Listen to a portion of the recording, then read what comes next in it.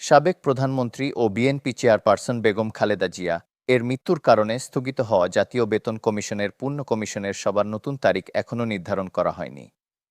এর ফলে নবম জাতীয় পে স্কেলের সুপারিশ নির্ধারিত সময়ের মধ্যে সরকারের কাছে জমা দেওয়া আদৌ সম্ভব হবে কিনা তা নিয়ে দেখা দিয়েছে বড় ধরনের সংশয়।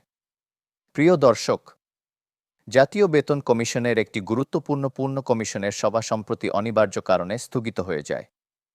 সভাটি স্থগিত হয় সাবেক প্রধানমন্ত্রী ও বিএনপি চেয়ারপারসনের মৃত্যুর কারণে। কিন্তু দুঃখজনক হলেও সত্য, এখন পর্যন্ত সেই সভার নতুন কোনো তারিখ নির্ধারণ করতে পারেনি পে কমিশন।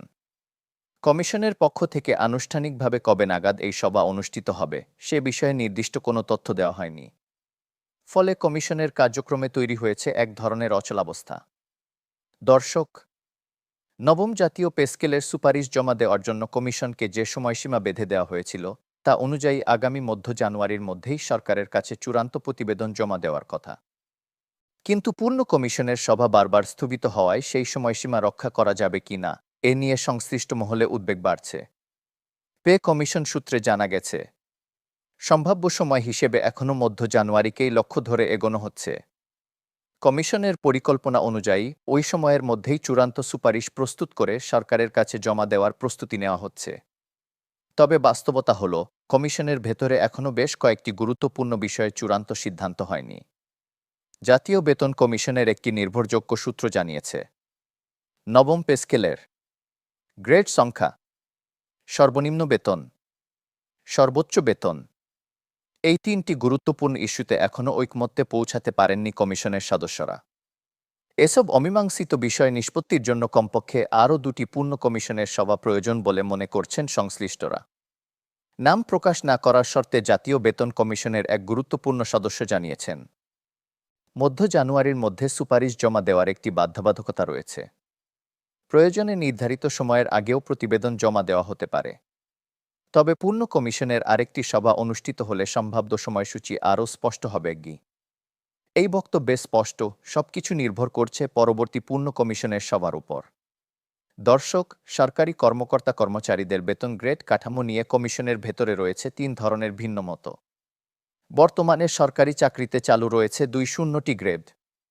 কমিশনের একাংশ মনে করছে ২০টি গ্রেড অপরিবর্তিত রেখে জীবনযাত্রার ব্যয়ের সঙ্গে সামঞ্জস্য রেখে বেতন ও ভাতা বাড়ানোই যথেষ্ট।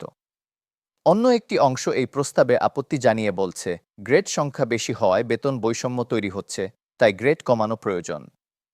কমিশনের ভেতরে আরও দুটি শক্তিশালী প্রস্তাব আলোচনায় রয়েছে, ২-০ থেকে ১-৬ গ্রেডে নামিয়ে আনা, আরও এক ধাপ এগিয়ে ১-৪ গ্রেডের কাঠামো চালু করা। ১-৪ গ্রেডের পক্ষে থাকা সদস্যদের যুক্তি, গ্রেড যত কম হবে, বেতন বৈষম্য তত কমবে এবং প্রশাসনিক কাঠামো আরও সহজ হবে।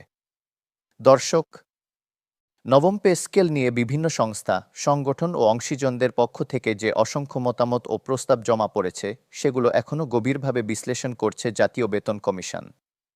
প্রতিটি প্রস্তাব খুঁটিয়ে পর্যালোচনা করে নথিভুক্ত করা হচ্ছে, যাতে একটি বাস্তবসম্মত ও গ্রহণযোগ্য বেতন কাঠামো তৈরি করা যায়। তবে এই বিশ্লেষণ প্রক্রিয়া এখনও শেষ হয়নি। ফলে পূর্ণাঙ্গ প্রতিবেদন লেখার কাজও সম্পন্ন করা যায়নি। সব মিলিয়ে দর্শক, নবম জাতীয় পে স্কেল নিয়ে সরকারি কর্মকর্তা কর্মচারীদের প্রত্যাশা যেমন তুঙ্গে, তেমনি কমিশনের সামনে রয়েছে সময়ের চাপ, মতবিরোধ এবং অসম্পূর্ণ সিদ্ধান্তের বড় চ্যালেঞ্জ। পূর্ণ কমিশনের পরবর্তী সভা কবে হবে সেই দিকেই এখন সবার নজর। কারণ এই সভার উপরই নির্ভর করছে নবম পে স্কেলের ভবিষ্যৎ। এই মুহূর্ত পর্যন্ত এটুকুই আপডেট। আরও বিস্তারিত তথ্য পেলে আমরা আপনাদের জানাবো।